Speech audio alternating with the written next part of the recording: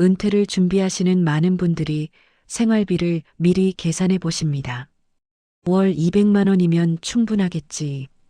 외식 줄이고 교통비 줄이면 180만 원도 가능하겠다. 분명히 꼼꼼하게 계산하고 충분히 준비했다고 생각하셨을 겁니다. 하지만 은퇴하고 몇 달이 지나면 이 계산이 조용히 틀어지기 시작합니다. 식비는 왜 줄지 않고 고정비는 왜 그대로이고 예상하지 못한 지출이 왜 자꾸 생기는 걸까요? 그래서 많은 분들이 이렇게 말씀하십니다. 어디서부터 계산이 틀린 걸까? 나는 분명 줄일 수 있다고 생각했는데. 노후 경제의 불안은 돈이 부족해서가 아니라 예상했던 생활비와 실제 생활비의 간격에서 시작됩니다. 은퇴 전의 계산은 항상 다르게 흘러갑니다. 오늘 이 이야기는 50대에서 70대 분들이 가장 많이 착각하시는 노후 월 생활비에 대한 5가지 오해를 풀어드립니다. 여러분께서 준비하신 계산이 어디서 틀어지는지, 그리고 어떻게 다시 흐름을 잡을 수 있는지 함께 살펴보겠습니다. 이 이야기가 마음에 드신다면 구독과 좋아요 부탁드립니다. 여러분의 작은 관심이 더 좋은 콘텐츠를 만드는 힘이 됩니다. 직장 시절에는 월급이라는 기준이 있었습니다. 매달 정해진 날, 정해진 금액이 들어왔고 그 안에서 지출 흐름과 소비 패턴이 자연스럽게 정리됐습니다. 월급이라는 기준점이 있었기에 우리는 무엇을 쓸 수 있고 무엇을 아껴야 하는지 본능적으로 알고 있었습니다. 그러나 은퇴 후에는 이 기준점이 사라집니다. 생활은 그대로인데 수입만 불규칙해지면서 지출이 더 빠르게 흘러가는 느낌이 생깁니다. 예상보다 빠르게 돈이 빠져나가는 이유가 처음에는 잘 보이지 않습니다. 분명 줄였는데 왜 이렇게 빨리 줄어들지? 이런 당혹감은 많은 은퇴자분들이 공통적으로 경험하시는 감정입니다. 문제는 돈이 부족한 것이 아니라 지출의 흐름을 파악하지 못한 데 있습니다. 그렇다면 왜 노후 생활비를 잘못 예상하게 될까요? 많은 분들이 젊을 때의 지출 구조를 그대로 노후의 기준으로 가져오십니다. 40대, 50대에 쓰던 방식, 그때의 금액 감각을 그대로 은퇴 이후에 적용하려고 하십니다. 하지만 은퇴 후에는 몸이 바뀌고 생활 패턴이 바뀌고 활동량이 바뀌고 관계가 바뀌고 건강이 바뀝니다. 이 모든 변화는 자연스럽게 지출의 방향도 바꾸어 놓습니다. 예상 계산은 과거 기준이고 현실 지출은 현재 기준입니다. 이 두 기준의 차이가 바로 불안의 씨앗입니다. 과거의 나와 현재의 나는 다른 사람이라는 것을 받아들이지 못하면 생활비 계산은 언제나 틀어질 수밖에 없습니다.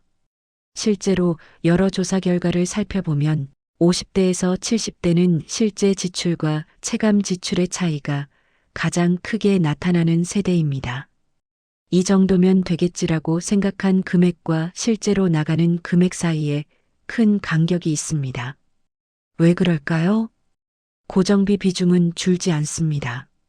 건강비는 예측이 어렵습니다. 돌발비는 더 자주 발생합니다. 생활비가 불안정해지는 이유는 소비가 아니라 구조의 변화에서 비롯됩니다. 젊었을 때는 변동비를 조절하면 생활비를 쉽게 맞춰갈 수 있었습니다. 하지만 나이가 들수록 고정비의 비중이 커지고 예상하지 못한 지출이 반복되면서 조절할 수 있는 영역이 점점 좁아집니다. 그렇다면 구체적으로 어떤 착각들이 노후 생활비 계획을 흔드는 걸까요? 첫 번째 착각은 바로 고정비에 대한 것입니다. 많은 분들이 은퇴하면 고정비가 줄어들 거야 라고 생각하십니다. 출퇴근을 하지 않으니 교통비가 줄고 외부 활동이 줄어드니 통신비도 줄고 차도 덜 쓰니 유지비도 줄어들 거라고 생각하십니다. 하지만 실제로는 그렇지 않습니다. 통신비는 그대로입니다. 보험료는 그대로입니다. 아파트 관리비는 그대로입니다.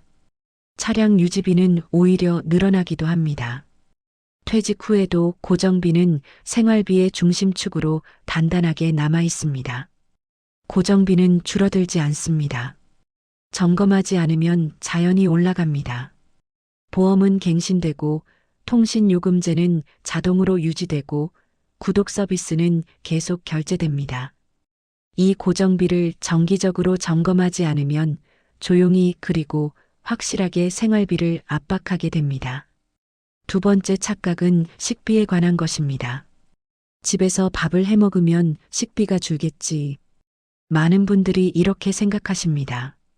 외식을 줄이고 배달을 줄이고 집밥을 늘리면 식비가 크게 절약될 거라고 기대하십니다. 하지만 현실은 다릅니다. 집밥이 늘어도 간편식과 건강식 그리고 소량 구매가 반복되면서 일의 단가가 올라갑니다. 혼자 먹는 밥은 의외로 비쌉니다. 두 사람이 먹는 밥도 과거 네 식구가 먹던 때와 비교하면 효율이 떨어집니다. 재료를 조금씩 사면 단가가 비싸고 많이 사면 버리게 되고 건강을 생각하면 유기농을 사게 되고 이런 선택들이 쌓이면서 식비는 줄어들지 않습니다. 오히려 늘어나는 경우가 많습니다. 세 번째 착각은 건강비에 대한 것입니다. 아직은 건강하니까 괜찮아. 많은 분들이 건강비를 나중 일로 생각하십니다. 하지만 건강비는 가장 먼저 흔들리는 항목입니다.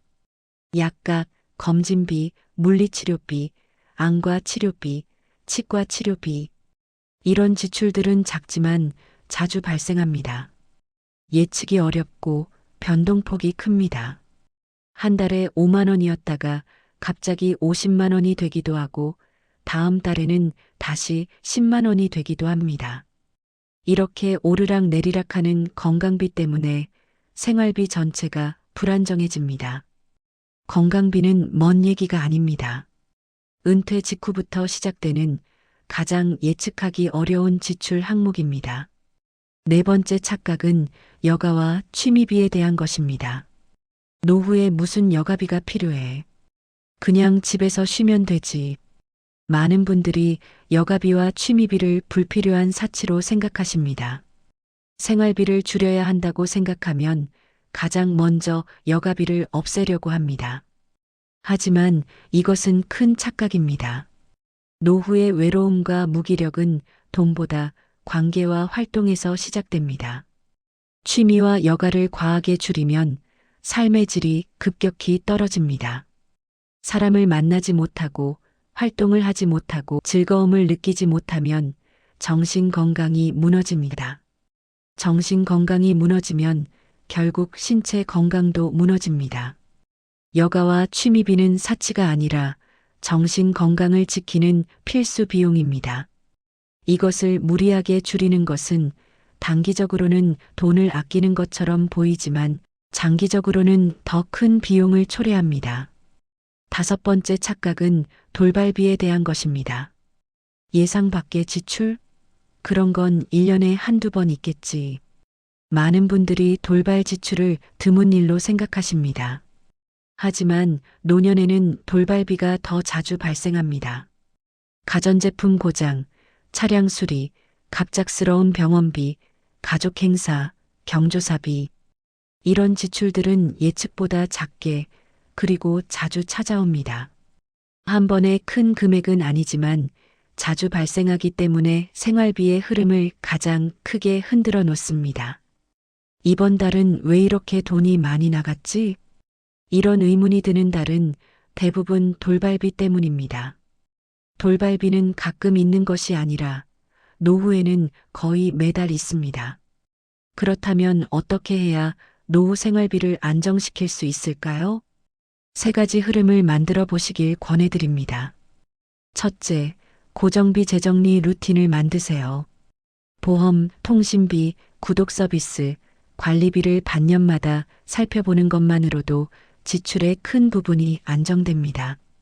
사용하지 않는 보험은 정리하고 불필요한 구독은 해지하고 통신요금제는 실제 사용량에 맞춰 조정하세요. 둘째, 식비와 건강비를 몸 중심으로 구분하세요.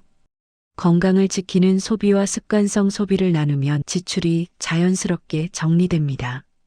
정말 몸에 필요한 지출인지 아니면 그냥 익숙해서 하는 지출인지 구분하는 것만으로도 큰 변화가 생깁니다. 셋째, 돌발비를 줄이는 구조를 만드세요. 비상 예산을 고정하고 가전제품과 차량, 건강검진의 주기를 관리하면 예상 밖 지출이 확 줄어듭니다. 돌발비를 완전히 없앨 수는 없지만 미리 준비하면 충격을 줄일 수 있습니다. 노후 생활비의 혼란은 돈이 모자라서가 아니라 흐름을 파악하지 못해서 생깁니다. 월 금액을 줄이기보다 지출의 방향을 명확히 하는 것이 불안을 줄이는 첫걸음입니다. 오늘부터 기준선을 다시 세워보세요. 고정비를 점검하고 식비와 건강비를 구분하고 돌발비를 대비하는 구조를 만드세요. 그러면 생활비보다 마음이 먼저 안정될 것입니다. 이 이야기가 여러분의 마음에 작은 울림이 되었기를 바랍니다. 구독과 좋아요로 응원해 주시면 더 많은 감동적인 이야기를 전해드리겠습니다. 여러분은 이 이야기에서 어떤 부분이 가장 기억에 남으셨나요? 노후 생활비를 준비하시면서 경험하신 일이나 혹은 지금 고민하고 계신 부분이 있다면 댓글로 나눠주세요. 여러분의 경험이 누군가의 노후에 큰 힘이 될 수 있습니다. 오늘도 이 이야기를 들어주셔서 진심으로 감사드립니다.